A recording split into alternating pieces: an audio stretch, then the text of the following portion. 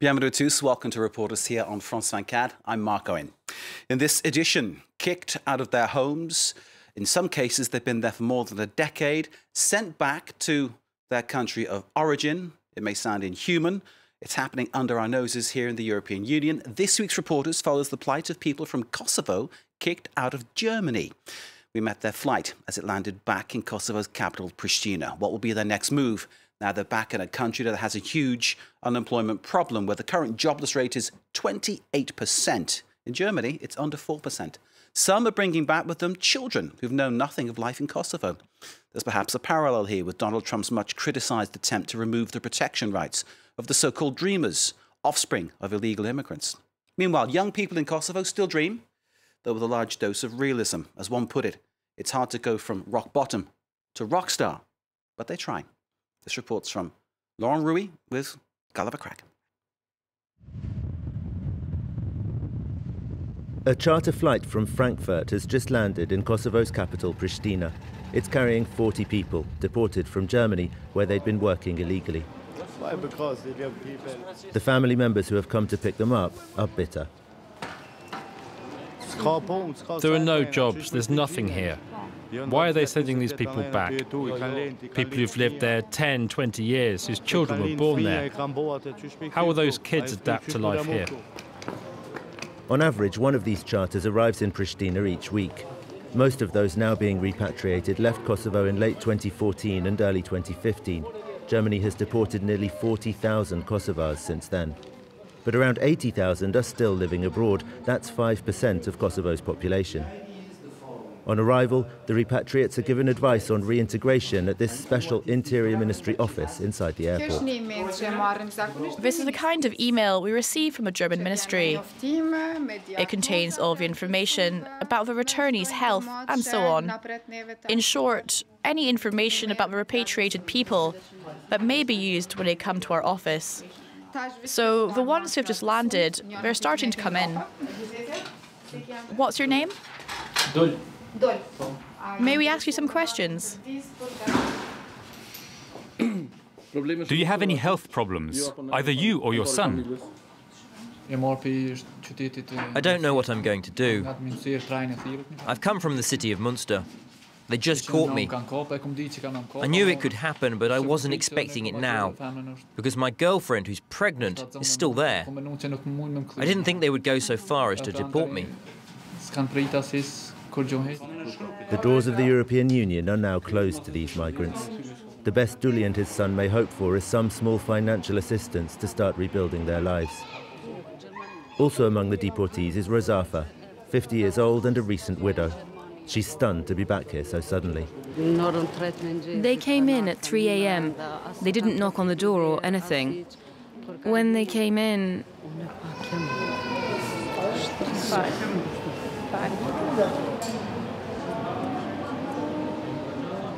With no other option, Rosafa goes to stay with her brother in the south of the country. In Kosovo, being deported is seen as shameful, which is why Rosafa asked us to hide her true identity, though she was keen to describe her ordeal. I was handcuffed like this. I had a hat on my head which was suffocating me. I could barely breathe. I was harassed. Until 11 a.m. I was handcuffed with my hands behind my back. I had applied for the right to work several times, but I wasn't granted that. I didn't want to be dependent on the state. I wanted to earn everything on my own. I wasn't given a chance like the others. There are very few jobs in Kosovo. Most young people dream of leaving. And for those with skills in demand in EU countries, it can work out. At this NGO, a German-funded program is helping some young people to make the move. Like Yetmira, who's 18 and recently graduated from a specialized medical high school in her hometown of Djakova. She's applying for a job as a nursing assistant in Stuttgart. When I go there, I will create my own life. I'm not dependent on my family anymore. And I can help my family also with money and economical issues. And also after that, I can go to university if I want to, because I want to be a doctor in the future. The programme includes language classes and a course on life in Germany. Successful candidates will first be given training at a retirement home and then a working visa. I'm actually very privileged to be here because most of the people who want this opportunity cannot get accepted here. These are the immigrants that the German state wants, the chosen few. For the few hundred young Kosovars lucky enough to be among them each year, it's a golden opportunity. So, this is the candidates who were chosen for the project. Here we have photo of the candidates when they arrived to German airport in Stuttgart, Germany.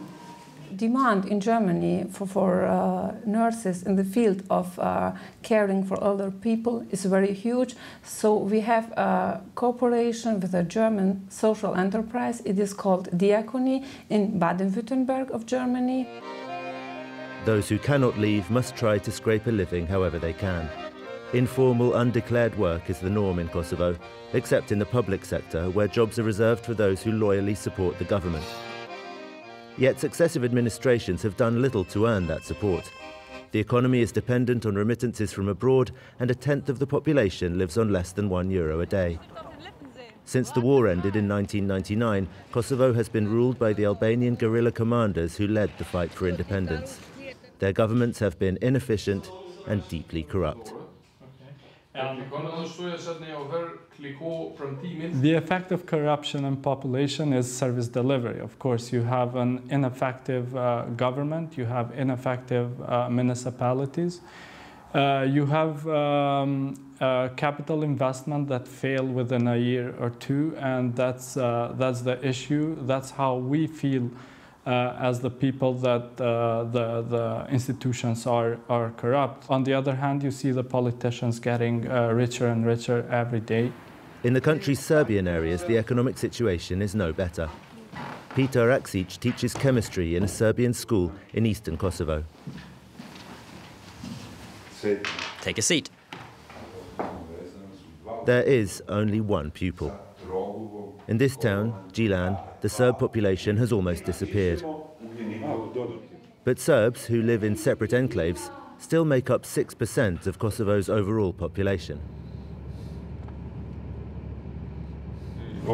Here's the Serb village of Stanisor. Albanians also live there now. Nothing special.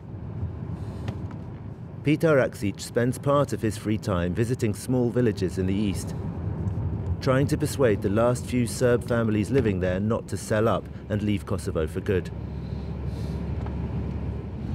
And from Gnjilan to here, there were never any Albanians living here before. Albanians bought these properties from Serbs, normally, legally. Payment was completed. Those are old Serbian houses there. There's not even one family still living there. Many rural folk prefer to try their luck in Serbia rather than staying in these remote areas. How are you, my friend? Good. And you? This forest in front of us, has it been sold? This one's sold. That one too. And also the one up there. And it's the same next to Sasha. Do you know him? The land around his house has been sold. Serbs used to be in the majority in this village, but almost all of them have left, selling their land to Kosovo Albanians. All I see is people with trucks, and they're all leaving. No one's doing anything to stop them.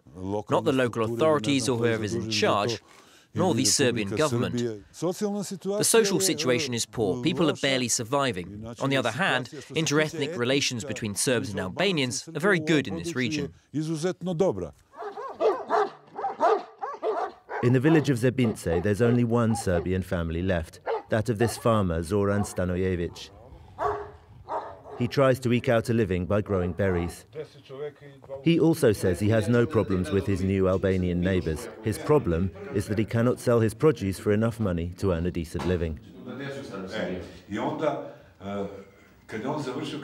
For the moment, I do not plan to leave, although I have two sons. One of my sons is in Serbia at the moment, but he didn't have any choice. It was for his medical specialization. He couldn't find a place here.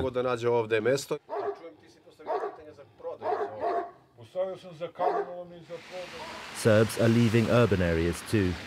Even North Mitrovica, the Serbian enclave, still holding out against Kosovo's independence. For a long time, this river marked the border between the two communities. But as Serbs leave, ever more Albanians are buying houses on their side. Flags hanging across the streets bear witness to this change. Northern Mitrovica is still a stronghold of Serbian nationalism in Kosovo, but it's changing. Recently, after a moderate local politician was murdered, Serbia's President Aleksandar Vučić visited Kosovo to check out the situation in Serbian-populated areas. Yes, it's hard. We live surrounded by Albanians. For instance, I live in an area where all my neighbours are Albanian. It's a matter of real pride that the president came. It gives us hope for better days to come. And I tell you something, we're going to stay. We don't have anywhere to go. This is Serbian land, sacred land, and no one can chase us away. In some parts of Mitrovica, physical barriers still divide the northern Serb areas from Albanian districts in the south. But not everywhere. Many feel they only strengthen the Serbs' sense of isolation and further degrade living conditions in the town. Back in the capital, Yetmira and her friends are celebrating some good news. One of them, Yetlia, looks likely to get a green card, opening the door to emigration to the USA. His profile as a student of robotics, useless in Kosovo, is attractive to America's high-tech industry. He just found out he's been pre-selected.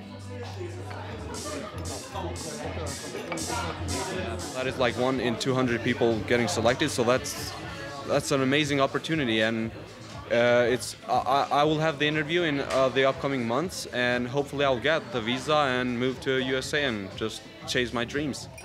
Vodka. It was my first job at the age of 20. The salary wasn't that high, it was 150, and I remember the last salary, they didn't give it to me the money because the business was failing. But what can you do? For us as young people, we can't go. It's very difficult to progress on your own efforts, right? Like you would in a developed country, like in France or US or Germany or Switzerland, right?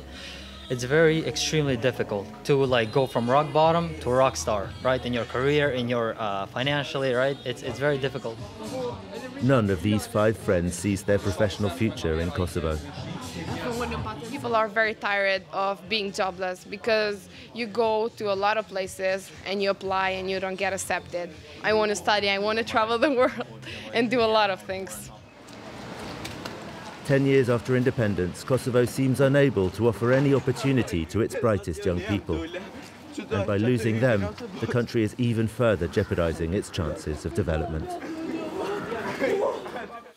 And our reporter, Laurent Rouy, joins us now. Laurent, thank you so much for your report. In it, we saw people really struggling to get by. Tell us more about the hardship of life in Kosovo. How difficult is it for people?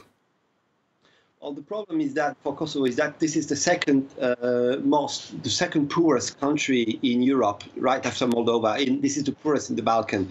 It's extremely hard to develop any kind of business or to find some kind of employment in Kosovo. For this reason, many people live with less than €1 a day, which is under the level of poverty, the worldwide level of poverty, which is set by the UN. And without some kind of connection and especially political connection, it's extremely hard for them to find a job. This is the reason why Kosovo people try to immigrate, mostly to Switzerland and or to Germany. In some cases, some of them had to pay for the smugglers, so they sold their houses, they sold their belongings, and spent a lot to go there in the EU, but were kicked back, and now they have to start from the scratch in Kosovo, a poor country with no more house, no more car, no more connection. So it is very hard for them to start again from scratch. It's a tragic series of events that you're describing, Laurent. Now, from the German perspective, I imagine the view is slightly different. Immigration being a hot button topic in Germany. How do the Germans see this Kosovo problem? Well, there are two aspects to it. First of all, the major Kosovo exodus in peacetime was the winter 2014-15, and an estimated 120,000 people from Kosovo left their country to go mostly to Germany. And at that moment, Germany had the capacity to welcome them.